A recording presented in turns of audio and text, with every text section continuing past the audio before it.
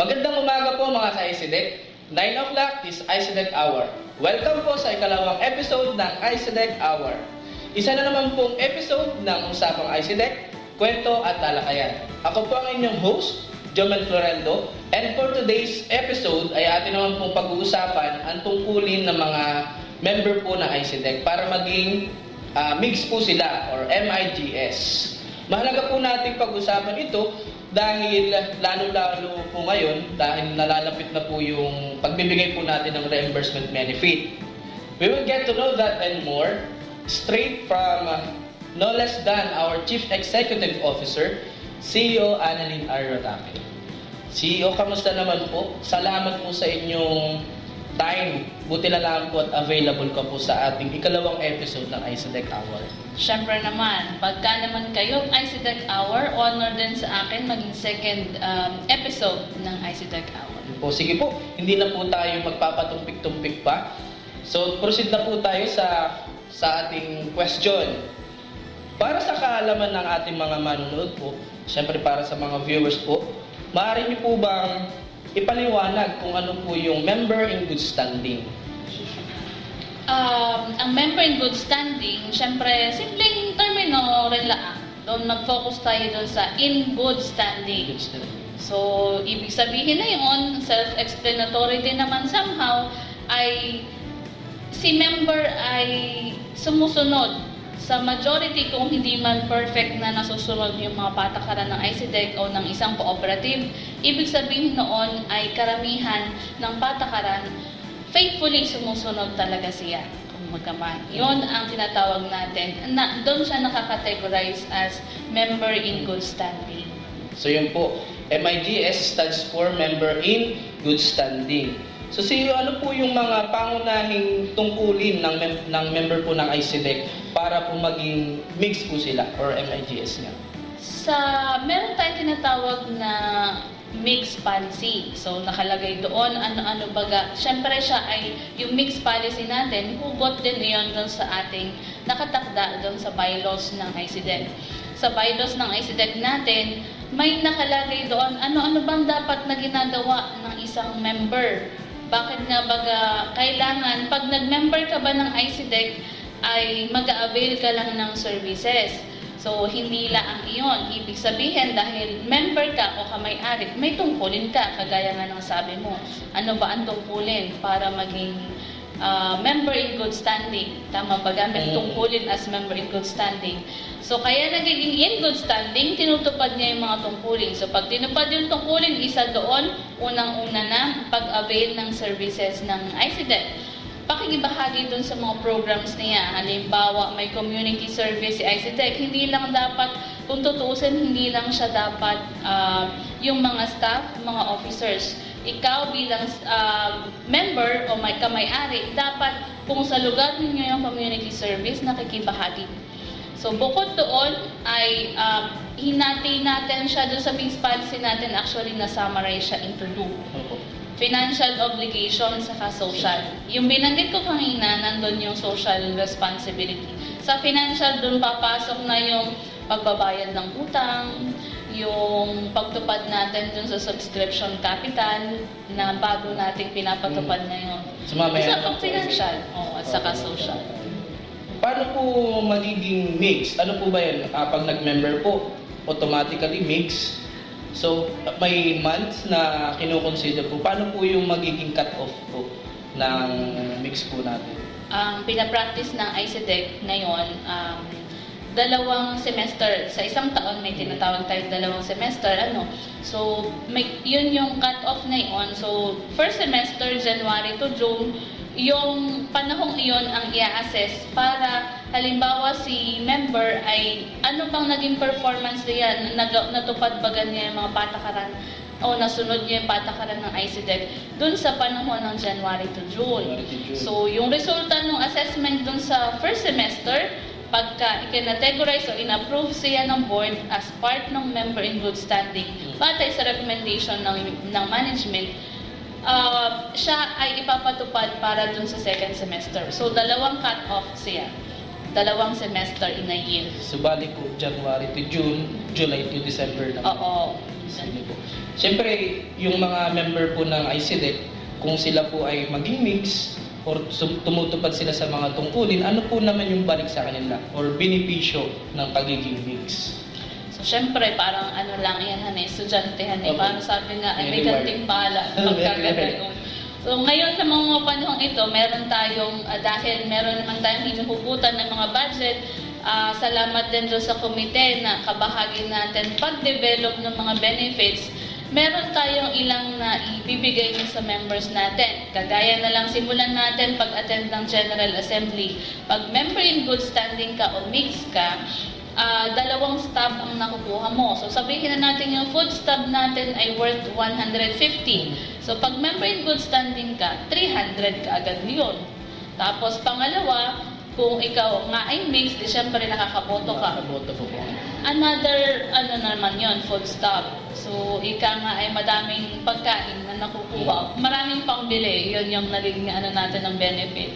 Tapos bukod doon, may tinatawag tayong reimbursement benefit.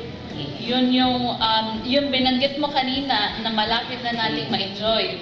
So, siya ay maximum 1,000 pesos na maa-avail nung member in good standing. Sabi ko kanina maximum dahil posible na may grade batay dun sa assessment ng pagtupad mo dun sa tungkulin na babago-bago yung amount. Merong naging 500, merong naging maximum 1,000 na. So, ibig sabihin po siyo, the more na kukumply po nila o nagagampanan po nila yung tungkulin, mas lumalaki po yung kanilang benefit dahil sabi nyo nga po, merong maximum na 1,000 na natatanggap, merong 500, or pag minsan pa nga po, siguro po merong 0 pag talagang meron pong hindi tumutupad sa tungkulin po nila. So ito po, bukod po sa, di ba nabanggit nyo po yung pagtangkilik po ng services, pagsisave, bukod po doon sa tungkuling obligasyon pinansyal, ano pa po yung mga tungkulin ng isang kasapi po na ICDEC? Tungkulin ng isang kasapi na dumalo doon sa mga unang-una na General Assembly. Dahil syempre decision making ang General Assembly. Ibig sabihin doon pinapresent ng board ano mga plano sa mga susunod na taon, lalo na doon sa kasunod na taon. At the same time, kung may pagbabago sa policies, doon din siya pinapa-approve. So, importante na makibahagi ang isang member sa pagdedesisyon dahil huwag natin kakalimutan, ang member ay may-ari. So, bahagi dapat na nakikilahok ka sa pagpapatakbo ng negosyo natin sa ICDEC. So, yun yung unang-una, General Assembly. Pangalawa ay yung pagdalo dun sa mga trainings. Dahil sabi natin, kaya tayo, isa sa mandato ng ICDEC ay tulungan tayong i-improve ang sarili, hindi lang financially. So, improve ang sarili, tutulungan natin ang sarili natin na magkaroon ng mga trainings. So, doon papasok, mas palalimin ang pagkakaunawa natin sa cooperative. Mas palalimin dahil doon sa mga ownership program, ownership seminars na ating ginagawa. Bawat area yan ay nagkakaroon tayo ng mga ownership. Ganon din yung mga financial literacy. So, yun yung binanggit ko kanina na social responsibility.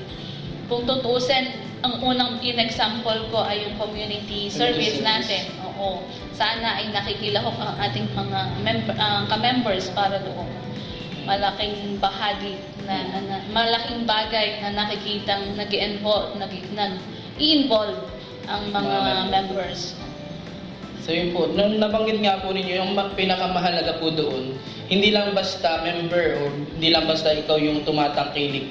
Isa ka, pag member ka ng ICDEC, isa ka sa kamay-ari. So ibig sabihin, hindi naman, ako mag-ICI ay para din sa atin o para sa mga member na umattend ka sa ownership seminar dahil para din yun sa iyo. Dahil ikaw nga ay isa sa kamay-ari nitong ICDEC. Mas magiging matalino ka pagdating sa financial, lalo-lalo na pag ikaw po ay a-attend ng ownership seminar. Dahil doon po ay merong mga tuturuan kung paano mag-budget, financial literacy. Isa sa mission, sa kabuuan, ang mission ng ICDEC ay maging partner, sabi nga natin, in the realization of total human development, di ba ga? So, paano ba yung total human development? So, hindi lang siya financial side, dapat palagi hindi financial side, kundi paghubog sa pagkatao natin. Kabuuan po. Umaga pa. Pag sa general po, kabuuang pagkatao na po ng member po natin. So, paano po naman sinisigurado ng ICDEC na patas at makatarungan yung mga tungkulin? Yung baga ay mahirap. Baka sabihin po ng mga member po natin, ay mahirap naman gampanan, parang pang mayaman lang po pala yan tungkulin. Pang available lang pag wala kang gawa. So, paano po natin ginagawang patas o favorable po sa lahat ng member po yung mga tungkulin na pinapatupad po ng ICDEC? Sinusunod natin yung mixed policy. Halos lahat naman ng kilos natin dapat may talaga yan na policies. Para kumbaga man ay hindi natin masabi na yung kanya-kanya lang tayo nagawa. So, una ng indicator yon na hopefully ay patas ang pagpapatupad natin. Sa bagay, nasa execution na siyahan eh. So, kasunod natin na dun sa punto ng execution, siguro ay ang management ay hindi lang mag-isang nagpapatupad, kaagapay natin ang tinatawag nating MRR Committee. So, MRR referring to Member Relation and Recruitment Committee. Isa sa responsibility nila o function nila ay mag-develop ng benefits, at the same time, paano yung benefit na yon ipapatupad o ibibigay sa mga kasama. So, kanina po nabanggit po natin yung isa sa mga tungkulin ay yung financial responsibility po ng member. So, nabanggit po doon yung share capital o subscription capital. So, paano po tinutukoy ng ICDEC yung halaga ng subscription capital na kinakailangan mula sa mga member po natin? Yon. So, siya naman ay nakalagay doon sa ating capital subscription policy. Ulit, policy na naman. So, kumbaga man, doon sa policy natin na iyon, o capital subscription policy, nakalagay doon na dapat meron tayong 5 plan na pinapatupad. Yung plan na iyon magsisimula ng 10,000 hanggang pinakamataas 320,000. So, tama ka nga naman. Saan ba ako doon magbabayad? Ay sa 57 years ni ICDEC, ngayon lang natin, recently lang natin pinatupad yun. So, kung ikaw ay member ng 20 years na, paano ka magsisimula sa capital subscription? So, ginawa natin, dalawang bahagi ang ating tinitingnan doon. So, una, kung matagal ka ng member, magkano na ngayon? Nung makipag-usap sa ICDEC, magkano na ngayon ang paid-up capital mo o naipon na share capital? Kasunod na titingnan natin doon, gaano nakatagal na member. So, syempre, pagka nakita natin doon sa 5 na plano na iyon, pumasok siya doon sa, sabihin na natin doon sa third. Sa third plan, 80,000 iyon. Example. Sa 80,000, sabihin ni member ay, hindi po kayang punuan yan. At paano kung halimbawa 30,000 pa lang yung paid up niya? So, yung mga ganong discrepancy pinag-uusapan. Kaya nga tayo merong tinatawag na capital subscription agreement. Agreement dahil pagkakasunduan. Kung hindi pa kaya na bayaran, kung ano yung dapat na nakatakda doon, pag-uusapan. Yun naman ang ating pagpapatupad. Maganda po. Kailangan may agreement, may pag-uusapan. Lahat naman po nadadaan sa magandang usapan. Wag lang maboteng usapan. Yun nga po. Baka bangkiki na po ang ating kausap. So yun po, kanina, pag naging mix, kailangan may benepisyo. Yan, kailangan may reward. So, paano naman po yung, siyempre, inaabangan po ng mga member po natin yan, lalo-lalo na po yung mga sumusunod sa subscription capital. Paano po pag itong plan po na ito ay nagampanan ko, ano naman po yung balik sa member o sa akin, or benepisyo po sa member? Sa ngayon, ang immediate na benefit niya ay pag natutupad mo yung pagbabayad mo o naipangako mong payment dun sa subscription mo, sa subscribe capital mo, syempre automatic yon, makakapasa ka dun sa assessment ng financial criteria ng mix. Pangalawang benefit, syempre, yung habang syempre lumalaki yung share capital mo, lalaki din automatic yung dividends mo. Yun yung dalawang sa ngayon na benefit pa niya. So, ibig sabihin po, yung subscription capital ay nagiging basehan din po ng pagiging mix po ng member. Ano po, nakakatupad po siya. So next po natin, bakit po sinusulong ng kooperatiba na patuloy na palakihin ang share capital ng mga kasapi? Dahil nga, sabi nga natin, kasapi, ano ba bang ibang tawag natin sa kasapi? Kasapi, may-ari. So, kamay-ari ka. Sa tinatawag natin cooperative, ang unang-unang source of capital dapat ay mula doon sa kapital ng bawat isang miyembro. Na parang pangalawang option lamang dapat o mga ilang option dapat yung pag-utang ng cooperative. Dahil syempre sa ating simpleng pangunawa ay bakit ka pa magbabayad ng interest sa bangko, ibigay mo na sa member pang dividends. At syempre, isa yon sa responsibility ng member na magtiwala ng kapital para doon sa negosyo natin, which is yung ICD. Ano naman po siyo yung epekto, yun nga po sabi ko kanina, sa pagiging mix kung hindi napunan, yun na nga po, kung hindi po napunan yung kanyang napagkasundoan yung agreement ng member. Ano maapektuhan nga po ba yung kanyang pagiging mix? O dati ako mix, tapos nakalimutan kong 1 month lang, nakaligtaan ko na hindi makapagbigay ng subscription agreement ko. Ano po yung magiging epekto po nito sa pagiging mix ng member? Magkakaroon naman, meron naman siyang, sabi nga natin, metrics kung paano siya isusukatin. Dahil sabi natin, yung pagtupad dun sa capital subscription ay bahagi ng financial responsibility o criteria dun sa nasusukatin dun sa mix. So, dun sa bahaging iyon, kung sa example mo ay 1 month lang naman yung na-miss, siguro hindi naman ganun kalaki kaagad ang epekto sa pagka-mix. Pero kung totally hindi mo sinunod, ayun ang talagang may bearing na siguro yun. Siguro po ay siguro po example, yung reimbursement benefit po na yan, maapektuhan. So kailangan po natin mga member na gampanan natin yung agreement dahil yun naman po yung napag-usapan po ng member ninyo at ng ICDEC.